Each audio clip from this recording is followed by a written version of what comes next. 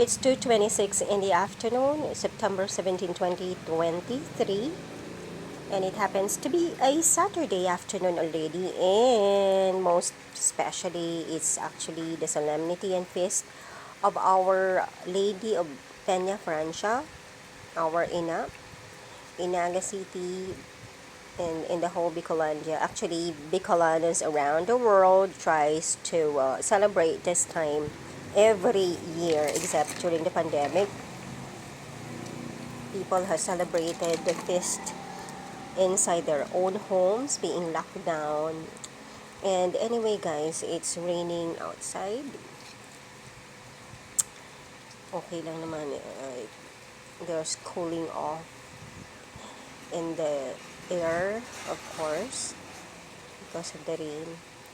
So, I'm trying to show you that Princess Lourdes, I shelled off some peanuts.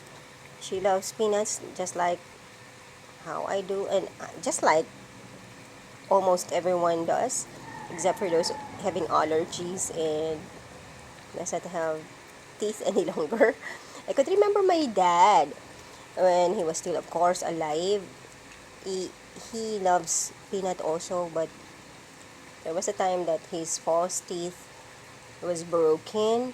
So what he does is that he buys from the Kamu peanut stall there at the centro of Naga City, and he just makes use of the pandikdik, you know. He smashes off the peanut sa mortar, making use of the mortar and ano ba yan, chisel naman yung sasabihin ko. Hindi ko sabihin, di ba yung dikdikan, tsaka pandikdik, yun. He makes use of it, and then, yes, it's the peanut na crushed. And so, ayan, gusto ko lang ipakita na si Princess Lourdes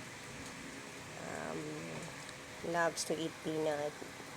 And binalat-balatan ko kanina, and she just enjoyed it. Sorry, Lord, yung prayer area namin is also where we have this eating and spending time, but I do have prayer time here. So, ayan guys, a lot of things happens, and squatters on our land are really braggarts, they really expose themselves over the social media, live streaming videos and articles, postings. They are really very proud of themselves, even if a lot of write-ups and blogs have already been published and posted to enlighten people and to give warning. And yet, parang patuloy yung mga deliberately wanting to violate the law na hindi yata nila alam, or talagang alam nila but they just go on because based on experience and observation, land criminals are hardly, penalized, no? Kahit na mga abogado, etc. ay nagbibigay ng interest po doon sa aming lupain. So, hindi ko alam kung paano to solve them up, but Jesus told me like to offer His holy wounds. Naawaan na tayo ni Jesus, na sinabi niya sa akin one night that you offer my holy wounds to God the Father for all those concerns, especially being the founder and executive officer of the Association of Landed Families and Entities of the Philippines, having the objective of wanting to try not only to disseminate knowledge and information about rights and privileges, not only obligations of landed people, but most especially to enlighten people who are attempting or who has already committed land criminalities, no? So, nakakatawa lang na naririnig ko din na sinasabi nun ni Mariel. Actually, that's a store right before the bungalow house of ours. Actually, inaanak yan ni Daddy, yung Joel Fajardo na yan. And si Mariel yung kanyang wife. Grabe po yung mga ginawa niyan sa amin, no? They are a member of some group na meron pa daw police, no, who has really been asking permission from us daw to plant. Pero alam naman kasi ni Dad na, bigyan mo ng konting allowance or a little power na mag-plant. And then later on, baka masama yung gagawin. Kaya true enough, hindi yun inalaw ni Dad, yung kakilala niyang pulis daw. Hindi kasi natin alam kung pulis talaga or kung pulis naman talaga. Everyone is open to, really bad intentions on owners. Kaya nga, maganda pa rin na may perimeter fence and property fences talaga ang mga land ownerships ng any private individuals and of course public, so that antimano meron tayong sinasabi na oops, sa amin po ito. So when you go over the bakod, you violate the law already. It's trespassing. We could remember years ago, no, that there were kids na talagang pumasok sa isang lupain being owned by the U.S. government, federal government, being the U.S. Base. Tama ba yun? Parang air base. Di ba na baril yung mga batang yun? At ayaw natin ng mga ganong kwento kasi buhay po yun. But kung titingnan kasi natin, lalo na mga kabataan, hindi naman, walang alam yun sa batas. Pero ang alam ko, hindi po na paano yung officer na binaril po yung tatlo yatang bata yun. Hindi ko na ma-remember exactly the details about it. Pero binaril po yung tatlong bata na actually po, nagnanakaw na po sila within the property nga of the U.S. government here in the Philippines. Kasi nagkukuha sila even scrap materials. It is still called pagnanakaw, no? Stealing. So, hindi natin alam kung anong nangyari. Binaril po yung mga bata. And then, ang alam ko yung justification doon, pumasok po sa area na pribado at yung nagbaril ay sila yung may nagte-take care, nagmamanage nung lugar. No, ayaw po natin gawin yan, pero at one time also, I was harassed in our mansion there in Old Spanish Mansion there at Bagong Bayan, Sur. And then I consulted our kababata, actually neighbor na police, but he was assigned in another municipality. He was assigned in Kanaman Municipality of Kanaman under our former neighbor, also former mayor, Nuling Requejo. Tapos, advice niya sa akin na, because he's not always there, like if he's there, it would be easier for me to call him, diba? Ang sinabi niya lang, ate, it's okay. Basta pag may pumasok, you could, do all your might to, pukpukin mo, even if he dies, because he tries to enter into your home. Okay lang yun. Kasi siya naman yung nag-try pumasok. No? Kumbaga, self-defense yun na pribadong lugar at pribadong bahay. Bakit kailangang, to force himself to enter? So, dun lang, it was my first time actually to listen to it. To learn about it na meron palang ganun, no? Pribado kasi sagrado po yung tinatawag na land ownership. Kahit po walang bakod yan dyan, dapat hindi ka basta papasok. One time nga, I did a shortcut.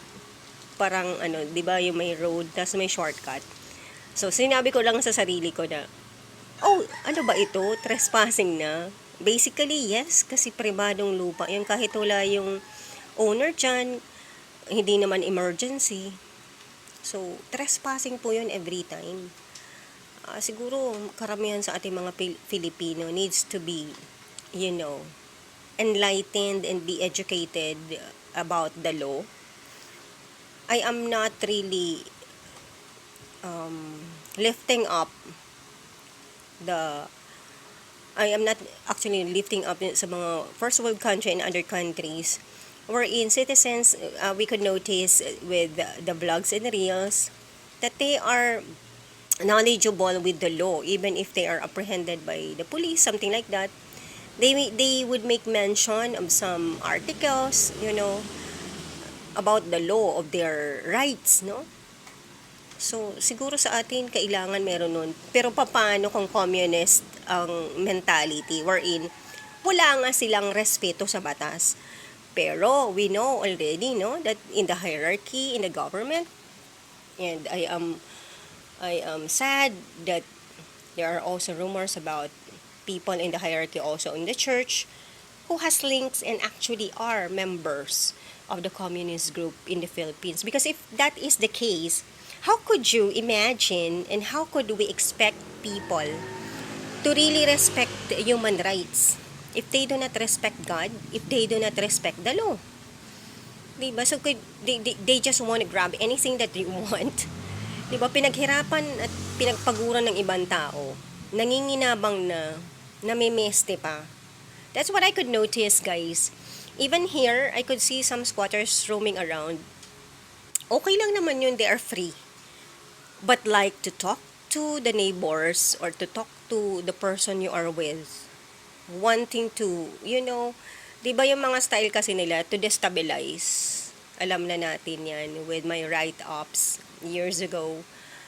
That one of their strategies is really to make up stories to destabilize you, to assassinate your persona and character. And in the end, ikaw yung nasiraan, wala ka ng favor sa iba, yung iba susumpain ka pa kung sobra-sobra yung kwento patungkol sa'yo, di ba? Example ng mga kwento patungkol din sa akin, ako daw ang komunista.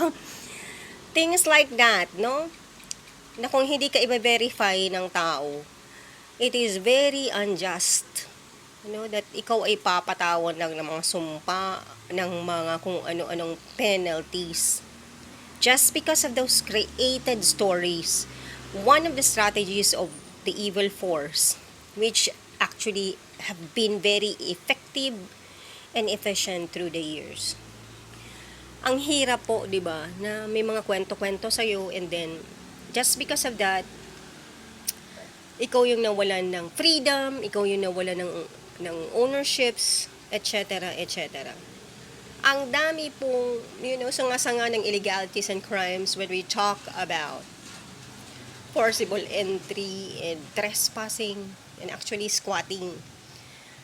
Grabe na po yung napafind out natin sa lupa namin. Example, na nag-squat na, so pag squat, there is a forcible entry, trespassing, tapos tatayo na ng struktura kahit simple structure lang po yan. Yan ang tinatawag na illegal building, no? Huwag na nating sabihin na dapat nag-secure sila ng building permit because if they do, again, there's a false information there. It would be an illegal document. Diba? Kung makakapasa sila sa mga engineer's office of the city or municipality for that matter, magiging pong illegal document din yung permit, no? Kasi hindi nga sa kanila yung lupa. Bakit nagkaroon ng permit? Kung hindi sa kanila yung lupa, nagsuhol, etc., etc., no? At kung ano-ano pa po yung mga farmers, yung mga illegal settlers namin sa lupa namin, several years na yung iba, meron pang pagbebentang ginawa, may illegal farming seasonal, kaya may mga pang shopping po yan, may mga pamporma yan, guys. Kawawa talaga yung mga owners kasi along with that, they pray. They really actually pray. That's why I cried to the Lord God. They pray na yung owner ba ang papasa ng krus nila sa mga pangarap nila. Meron pang illegal sale na ginagawa. Nakaupo sa barangay. Squatters din po kasi wala talaga doon. Dapat wala pong squatter. Wala pong dapat barangayan doon. No? Hindi ko alam kung paano yung gagawin 100 hectares para din sa Ayala Group, di ba? They own hindi lang 100 hectares or the Cojuangcos nga. Thousands of hectares they own. Just like of course in the USA, Oprah, Tom Hanks, along with other mayayaman. There shouldn't be in our case any barangay there. So how could you, logically speaking and common sense, yung barangay na yun, isi-save nila yung sarili nila bilang squatters. At sa harapan ko mismo, may nagbayad nga doon kay kay Kapitan Romeo Rodriguez. Makapal pong pera, syempre lupa. Siya na po yung binabayaran. Binigyan lang ako 500 pesos. Kasi sabi ko wala na akong pamasahe. As in wala po. Kasama ko pa po yung pulis. Nag-try naman po mag-help yung pulis. Hindi po clear, hindi ko alam kung paano nila ginagawa yan. Na sana, sila mismo nagsabi doon kay Kap, bakit may bayaran po kayo ditong nangyayari? Kung ito pong babaeng ito, ako po yun, ay nagsasabing sa kanila itong lugar na ito. Dapat po siguro sinequester muna yung pera, pre-move muna, ako naman ay may dala ng mga documents. Of course, si Kap niyan wala. If they present something, kagaya na ng mga bajola, it is a false document. Ang dami pong inbueltong illegalities, diba? If one would notice it. Na sana, one of these days, meron namang kumampi sa amin mga malulupa. Or through the Association of Landed Families and Entities of the Philippines. Huwag naman sanang gawin natin tong parang sa droga, na walang-wala. Kung hindi pa umupo si President Duterte, although ayaw ko naman ng sukdulan na patayan, ay wala pa pong magkakaroon ng parang malawamakang pagkainis sa krimeng yun, no? With, halimbawa sa illegal drugs. Kaya makikita po ninyo, galit na si God. Hindi po tayo uutusan ni Lord God na magtayo ng isang association na ganyan. Kung hindi nga siya, hindi siya nag-i-involve ng maraming mabibigat na kasalanan at illegalities. Isa pa sa mga nakikita ko po dyan, yung mga communist po na mga squatters. May isa kasi ako doon, sabi ko na kung mabuti naman kayo, bantayan nyo yung lupa, bigay ko na lang sa inyo yung isang portion. Meron po ako mga ganyan, no? Kasi matagal na, nagtitinda sila sa mami ko ng gulay noon. Hindi na kami kailangan pumunta pa ng Naga City para market, no? Ng gulay, things like that. Minsan may isda, etc. Ay nako, alam niyo ba yung, that's one thing with the communist, parang wala kang mabuting na ibibigay sa kanila. They always are alert enough, snappy kumbaga, mag-isip ng pwedeng ipahamak sa'yo. Evil po kasi, satanic lodges kasi yung tinatawag na ganyan. Example kasi sa communist, I'm sorry, we need to be straight to the point. Mga kapatid na communist, hindi nyo ako kapatid sa pag walang hiya sa Diyos at sa sosyedad. Kapatid kayo dahil created din kayo ni Lord. Ayaw nyong i-recognize si God. So basically, if you do not want to recognize the Lord God, wala kayong nare-recognize na batas. So ibig sabihin, okay na okay lang sa inyo any violations to the law. Kaya na nakakatakot sa inyo. No? Wala kayong nare-recognize na God. Si God is true. Siya ang nagmamay-ari ng lahat. Siya ang nag-design na may mga pamilyang merong mga lupa. Siya ang nag-design na manalo sa sweepstake yung lolo ko, pari, na meron na kaming konting mga ari-arian, nadagdagan pa. Siya ang nag-design na may mga tiyuhin din kaming nagkaroon ng negosyo. Dito natin kung saan si Mama Mary nagpakita noon. Ay bakit nyo wawalang hiyain? Especially na kami, yung kumpanya po namin, yung pamilya namin, hindi po yan sa pagyayabang, yung katotohanan lamang. Marami po kami na contribute. Wala pa dyan yung sa mga alumni association, sa mga schools. Sa simbahan pa lang, milyones daw. Through the years, ilang years na yan, pabigay-bigay kami. At hindi namin yung pinagyayabang, sinasabi lang namin yung totoo. Hindi kasi kami nagpapapublish niyan. We give through the generosity of our hearts.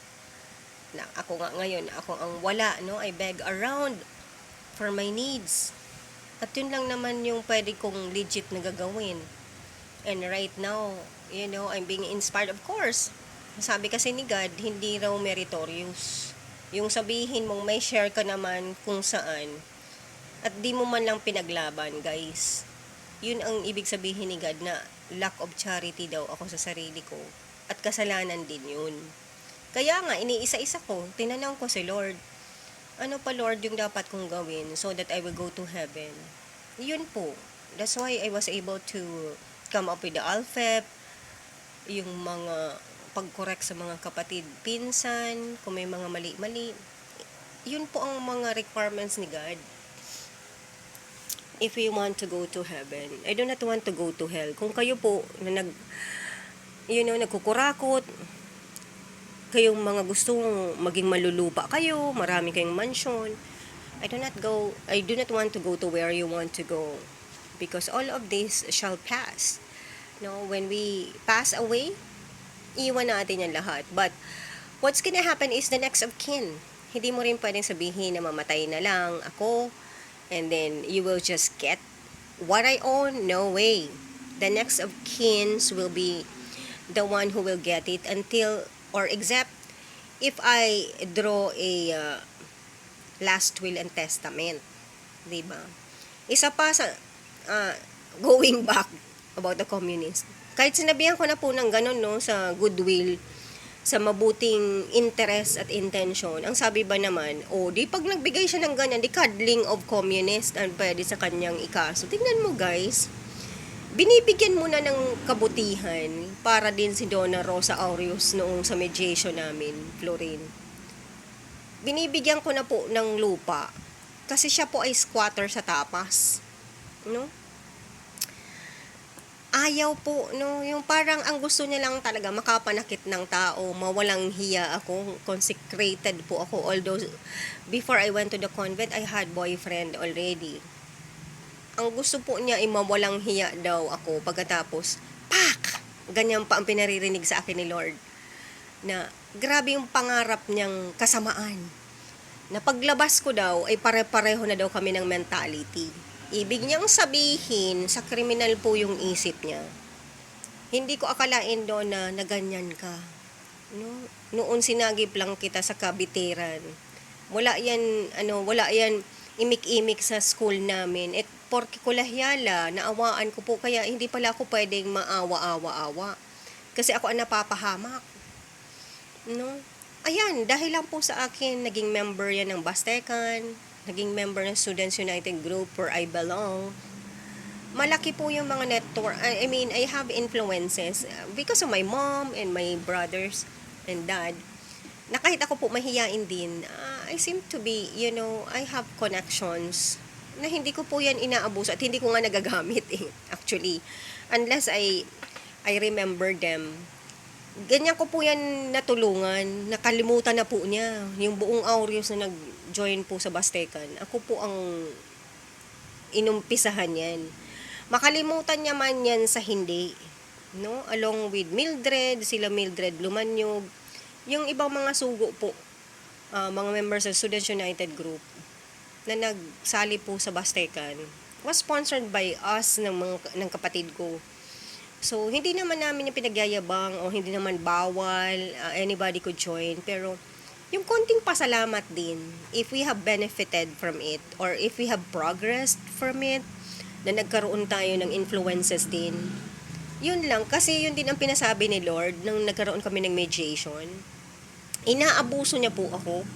Sabi nga nung staff doon na contempt of court daw yun. Dapat daw preneso din si Donna Aureus. Kasi pinagsalitaan niya po ako ng masasama. Nakaposes na po ako.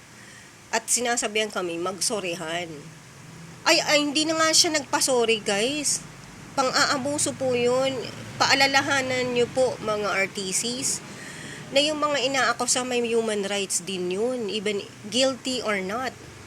of any illegality or crimes for which they were accused and filed a case about. Huwag nyo naman paabusuhin yung mga nakapapreso. Kasi ganun po ang ginawa sa akin ni Donna Arios. Actually, nilodge ko yan sa 8-8. Sinabihan pa ako niya na baliw daw po ako. Against human rights yung ginagawa ninyo. At, kung totoo po yung mga nabalitaan ko na tsaka yung mga sinasabi ni God, ay krimen po ng sunod-sunod. Ng maraming taon ang gawa ng taong yan, along with her sisters, at kung sino pa sa pamilya nila, na hindi ko po pala sila kilala. No? During these recent years na po kasi na nagkaroon tayo ng gift niya kay Lord, kaya po ako nakaka-read, nakakakita ng visions and in questing. Sabi ni God, meron daw merit yun. So, yun po ang aking masasabi, na pati po sila ay pumupunta-punta daw sa lupa namin. And I was really able to see. Ito si Alan Florin na asawa niya, who worked as a lineman sa Cosoreco. They had been connecting lines for squatters when in fact the director Pabines, hindi ko alam kung director pa po siya ngayon, for Cosoreco Minalaba. Kasama po yung Miloor sa Minalaba, Cosoreco, na nagsasabing wala po talagang karapatan ang mga squatters na magpa-connect. So, hindi naman yan makukonect kung walang lineman. So, this lineman is guilty of illegal connections. Ang dami pong sanga-sanga at konektadong illegalities, even with this semi-private cooperative. Di po ba yung Cosoreco is not actually wholly government, kaya nga cooperative. May mga membership ang every consumidores or consumer, electric consumer, sa tinatawag na Cosoreco, Camarines Sur Electric Company. So, di ba mga involved sila? Lagi sila sa lupa namin, and I bet hindi niya nga alam na lupain namin yun. Mga mata pobre po kasi itong mga ito, no? Pero pinapakain niya ng daddy ko noon pag nandun pa sa Dalipay noon, yan si Alan, along with his friends, no? Hindi namin alam na mga illegal connections yan. And at that time, hindi namin alam anong extent ng ari-arian namin sa lupa. Kasi even if hindi namin pag-aari yun, di sa cousins namin, yung kins namin na wala dyan, no? And actually, that's the real thrust of this association inspired to me by the Lord God. To take care and, guard, monitor what's going on in private land ownerships. Kaya minsan, mangimi man tayo na baka sabihin ng owner na nangingialam ka. No, it's a social responsibility that I am doing. No? Actually, mag-isa lang naman talaga ako dito sa Alfep na ito. Si Robert Ariola, I do not know what his intentions are, pero medyo hindi rin po. Kung may questions po kayo or inquiries, ako pa rin yung dapat nyong tawagan. Kasi nagawa lang po ako ng officers na wanting them to participate with me, pero walang formality nang naganap. So, mag-isa lang talaga ako na meron din po nag-inquire from another place, pero hindi naman po kasi ako makapunta dun sa place nila. So anyway guys, yun lang ang gusto kong ipaabot po sa mga pari, sa mga government authorities, na yan po ang nakikita natin. Kung masosolve po ninyo ang aming problema, hindi nyo pwedeng sabihin na sa inyo naman yan, pribado kayo, bahala kayo, basta ang concern namin taxes. Masakit man po, no? Marami pong nasasaktan ng mga malulupa. Hindi na namin napakinabangan ng totally ang mga lupa namin. Puro lang kami tax. Yun lang ba ang tingin ng government sa mga landowners? Tax? Samantalang hindi naman siya nagja-generate ng income. No, puro pasawayan. Diba? Obligation po ninyo na pangalagaan yung welfare namin. Nag-land grab na, nag-i-illegal farming pa, doon pa nila ginagawa po ang mga illegal transactions. May mga pa-meeting po yan. Pati po droga. And ito pa, gusto pang i-implicate ng iba na papakiramdaman ko po at napapakinggan ko ang sinasabi nitong mga na-publish po na FB owners na nasa Dalipay sila na gusto pang i-implicate po yung owner. Nasasabihin namin na kayo may drugs daw. Ang galing, no? I-implicate na communist, na drugs. Na samantalang unahin nyo muna yung inyong illegality sa lupa namin. Isa po yun sa ginagawa nila. So kung sino man po kayong mga politicians who has been breeding things like this, no? Ginagawa niyong sindikatuhan ang pagiging political person in this country. Masyado niyong ginagamit yung mga estratehiya ninyo sa illegal at crimes. One of these days, si God naman yan ang maniningil sa inyo. At inuumpisahan na nga. Dahil ganun yun, more than ICC, guys, I want to remind our government and our officials in the Catholic Church, no? If we are not mindful enough, kasi ang una kasi niyan, charitable settlement. Hindi naman po ura-uradang kaso agad at preso. Pero kung ayaw nyo kasi makipag-usap, harapin nyo rin sarili nyo sa kulungan. No, huwag kayong magparayabang. Sino kayo? Wala naman pong nagawang masama sa inyo yung mga martires. Even before I started the vlogs and write-ups, marami na po kayong may mga ginawang masama sa lupa namin, sa mga martires, sa kumpanya namin.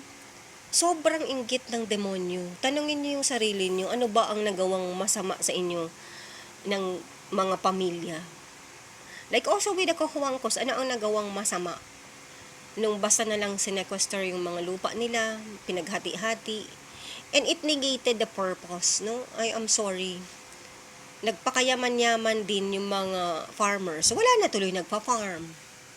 No, kasi ang design ni God, merong mayaman, merong may nagmamay-ari. Yung mayaman, we are responsible to share, to create employments, 'di ba? Yun ang pinaka responsibilidad ng mayayaman na mayroon, no? Capitalist at you call, pero hindi nyo nakikita yung positive doon na kung hindi naman abusado, malaki po ang nagagampan ng role ng pribadong sektor.